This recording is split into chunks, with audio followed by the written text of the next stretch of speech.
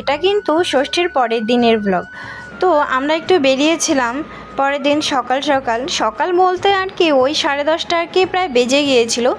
বাড়ির থেকে আমরা আম দুধ মুড়ি খেয়ে বেরিয়েছি, তারপর এই যে চলে আসছি। এটা হচ্ছে আমার ভাইয়ের শ্বশুর বাড়ি। তো আমাদেরকে এখানে বসতে দিয়েছে, তো আমরা এখানে একটু বসছি, কারণ কি আমার ভাইয়ের বউ রেডি হবে, ও আবার ষষ্ঠীর দিন বাড়িতে আসছে। আর এখন এই মুহূর্তে আমাদের যাওয়ার কথা আছে হচ্ছে ওর মানে ভাইয়ের মামা শ্বশুরের বাড়ি। তো এই দেখো আমার ভাইয়ের শাশুড়ি মা, এটা হচ্ছে শ্বশুর, তো আমাদের সাথে বসে গল্প করছে আর চলে আসছে আমাদের জন্য ঠান্ডা। আর এই গরমের মধ্যে ঠান্ডাটা পেয়ে ভীষণ ভালো লাগলো। তো কোল্ড ড্রিঙ্কসটা যেহেতু বাচ্চারা খুব ভালো খায়, তো বাচ্চাদেরকে বললাম যে তোরা আগে খা, তারপরে আমরা খাবো। তো বাচ্চাদেরকে দিয়ে দেওয়ার পরে তারপরে আমিও নিয়ে নিলাম। আর প্রাণটা যেন জুড়িয়ে গেল, মানে এত গরম পড়েছিল কি বলবো। আর সত্যি এই গরমের মধ্যে ঘুরতে বেরোনো কীরম যে লাগে, যারা বের হয় তারাই কিন্তু একমাত্র জানে বলো। তো এই দেখো আমার ভাইয়ের বউ কিন্তু এখন রেডি হয়ে গেছে আর আমরা বেরিয়ে পড়বো। আর এই যে আমি হাতে আম নিয়ে নিয়েছি, এটা কিন্তু ওই বাড়িতে যাবে, মানে আমার ভাইয়ের মামা শ্বশুরের বাড়ি। আর আমার ভাইয়ের শ্বশুর বাড়ির জন্য আমি এনেছি, যেটা কিনা ভাইয়ের শাশুড়িকে মানে মাসিমাকে দিয়ে দিয়েছি। তারপরে আমরা রওনা দিয়ে দিয়েছি। এই যে দেখতেই পাচ্ছ সামনে চলে যাচ্ছে ভাই, তার ভাইয়ের বউ বাচ্চা কাচ্চা নিয়ে, আর আমরা চলে যাচ্ছি আমাদের ফ্যামিলি নিয়ে। তো যেতে যেতে মানে এই ভিউটা যে আমার এত ভালো লাগে, আর ফিলিংসটা মনে হচ্ছে যেন আমার জেঠুর বাড়ি যাচ্ছি। আর দেখো ম্যাঙ্গোটা মানে আমগুলো না মানে এত ভারী ছিল, আমি অনেক সময় ধরে নিয়ে আছি তো যার কারণে আর কি মানে আমার খুব ভারী লাগছিল। তো আমাকে কিন্তু আসার সময় মেসোমশাই বললো যে একটা ব্যাগ নিয়ে যাও, তাহলে তোমার নিতে সুবিধা হবে। তো আমি বললাম যে না, এটাতেই হবে, নিয়ে যেতে পারবো, থাক, এখন আর কোনো ব্যাগ ট্যাগ নেবো না। আর কোথাও গেলে না ওই ব্যাগ টানাটানি এখন আর ভালো লাগে না। আগে যেমন বাচ্চাদের জন্য এটা ওটা কত কিছু আমি মানে একটা ব্যাগ আর কি আমার থাকতোই, এখন এই সমস্ত কিছু বাদ দিয়ে দিয়েছি। যাক, যেতে যেতে দেখো একদিকে ট্রেন চলে যাচ্ছে, বাচ্চারা এটা দেখেই ভীষণ খুশি, টাটা করছে।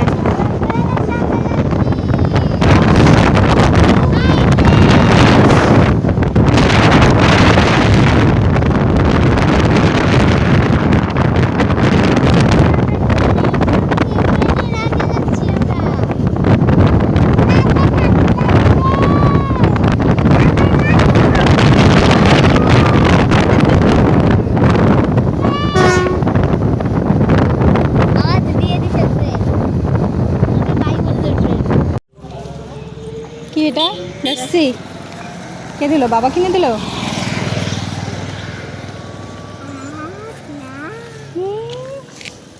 আল্লাহ ঠান্ডা তাই বললো। দেখি ওইদিকে পড়ছে তো, ওই যে ওইদিকে, এইদিকে এদিকে একটা আসছে। এই যে একটা পুচু পুচু, এই যে একটা গুনো, এই যে একটা। এটাই যে দেখো পুরো নরম নরম, ফালা দে।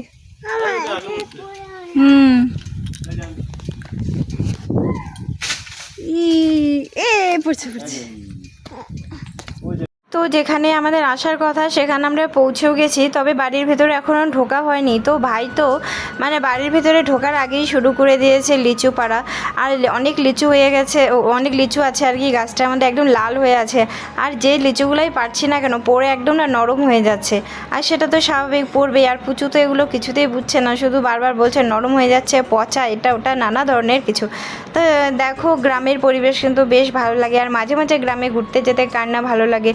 আমরা যেহেতু শহরের পরিবেশে থাকি, মাঝে মাঝে এই খোলা হাওয়ায় কিন্তু যে গেলে না মানে মনটা একটু অন্যরকম শান্তি চলে আসে। তো আমি বললাম তাহলে চলো আজকে মানে চলো ভেতরে যাই, কারণ এতটাই গরম লাগছে, একটু ফ্যানের নিচে বসবো বলে। এই হচ্ছে ওদের বাড়ি।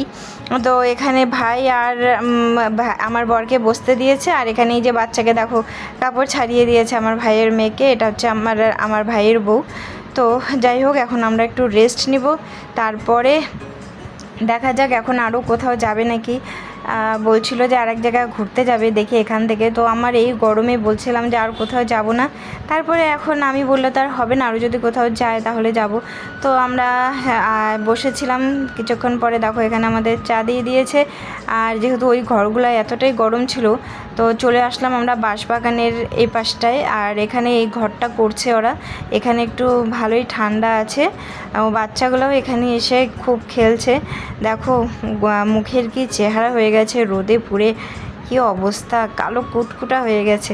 আর রোদে বেরোলে তো মানে মুখের অবস্থা যা ইচ্ছা তাই হয়ে যায়। আর বাচ্চাগুলো দেখো কোথা থেকে মানে এত দূরের থেকে এসে তাড়াতাড়ি আবার আম মাখাও পেয়ে গেছে, এখানে পাটি পেতে দিয়েছে ওদেরকে, আর সুন্দরভাবে ওরা খাওয়া দাওয়া করছে।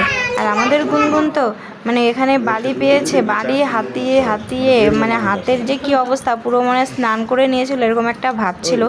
গলায়, পিঠে, পেটে, একেবারে মাথায় ওর একদম বালি বালি ছিল। যতবারই ওকে বারণ করছিলাম খেলতে না, তবুও কিছুতেই কথা শুনছিল না।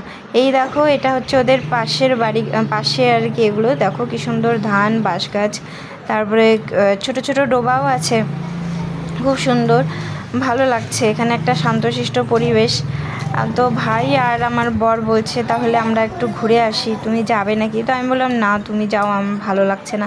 আর ওদের বাড়িটা কিন্তু মানে ভাইয়ের মামা শ্বশুরের বাড়ি কিন্তু একদম রাস্তার ধারেই যেহেতু, তো ওই পাশের জমিগুলোতে এখনও কাজ করছে।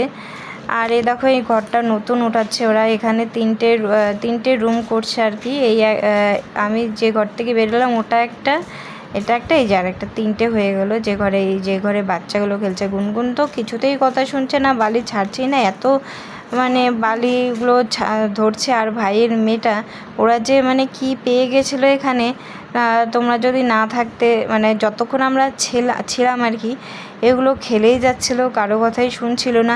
বিশেষ করে এই চুটকিটা তো আরও, এ তো মানে এত পাকা হয়েছে আর এত কথা শিখেছে, কিছু বললেই আবার মুখ ভেঙিয়ে দেয়। তো এখানে এই যে দাদাটা, এই দাদার বাড়িতে কিন্তু আমরা আসছি। তো গ্রামের বাড়ি, এখানে তো ধান নাবাদ হবেই, তো ওরা ধান সিদ্ধ করে এখানে শুকাচ্ছে, এই ধানটাই আবার ওরা খাবে। তো আমরা জিজ্ঞাসা করলাম যে এই ধানটার নাম কি, তো বললো যে ভাই বলছিল বোরো ধান। তো দাদাটা বললো না এটা বোরো ধান না, এটা হচ্ছে নয়নতারা। তো যেহেতু ভাই বললো যে বোরো ধানের মতো লাগে, তো দাদাটা বলছে বোরো ধান নাকি এদিকে আবাদ হয় না, তো এটা হচ্ছে নয়নতারা, এদিকে বেশিরভাগ লোক নাকি নয়নতারাই খায়। আর এটাকে এরা চালটা মানে ধানটাকে ভাঙাবে, যে চালটা বেরোবে, এটা কিন্তু মানে ওদের খেতে মানে যে ভাতটা খায় আর কি, এই ধানেরই ভাত খায়।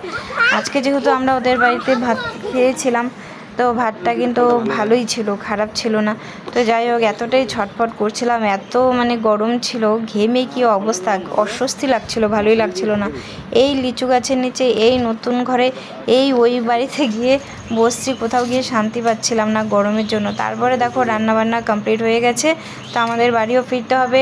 তো আমি বলছিলাম যে বৌদি তাড়াতাড়ি করো, আমরা বাড়ি চলে যাব। আবার তো ভাইও বলছিল, কারণ আমাদের আবার অনেকটা পথ যেতে হবে। তো খাওয়া দাওয়া সেরে এই দেখো বিকেল হয়ে গেছে, এখন কিন্তু আর রোদ নেই। খাওয়া দাওয়া সেরে আমরা বেরিয়ে পড়লাম। আমরা কিন্তু এখন আমার বাবার বাড়ি চলে যাব, তারপরে ওখানে গিয়ে একেবারে রাতে খাওয়া দাওয়া করে তারপরে চলে যাব আমার বাড়ি আর কি। কারণ কি বরমশাই যেহেতু ছুটি, মানে ওই ছুটিটাকে আর কি খুব সুন্দরভাবে কাজে লাগালো। আর বরমশাই এবার ষষ্ঠীতে এসে মানে বাড়ি যেতেই চাচ্ছিল না।